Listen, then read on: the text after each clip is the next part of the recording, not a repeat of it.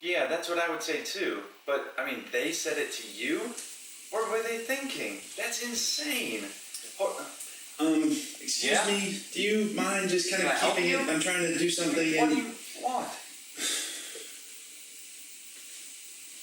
No, he's just trying to make some YouTube video again.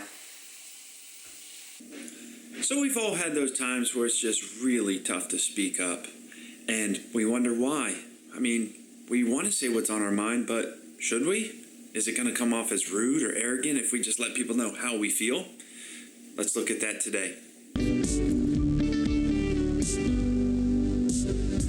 I'm sure we can all think of a time back in our youth, probably elementary school, where in class we're raising our hand to answer that question that we know is right or funny, and all of a sudden when we get it wrong, people are looking at us and maybe laughing at us. I think that's where we all develop our fear of failure, is that we do one thing wrong and all of a sudden going forward we'll never be able to do it right again. It's unfortunate, but fear and failure are how we get better. With these extremes, those who talk a lot are either thought about as cocky, arrogant, or just have nothing else to do except talk and fill their time. Those who are quiet are generally viewed as timid or kind of passive. That may not always be true. It's not always the saying that those who speak loudest know least.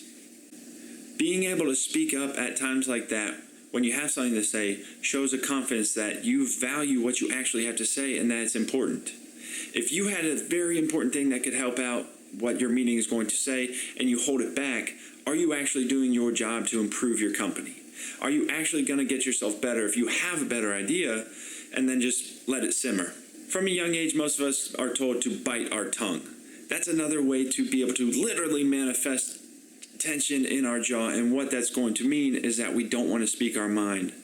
We need to be able to get ourselves out of this feedback loop from a biology standpoint and be able to express ourselves.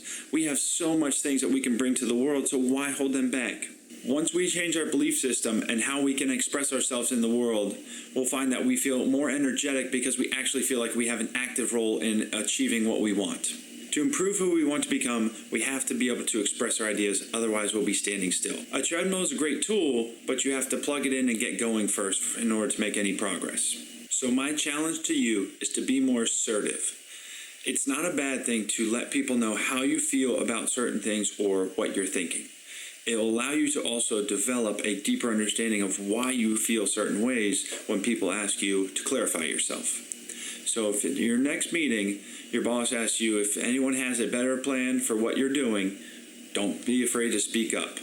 Don't be the person who had the great idea and said to themselves, oh, well, if we had done it this way. Put your foot down, be assertive.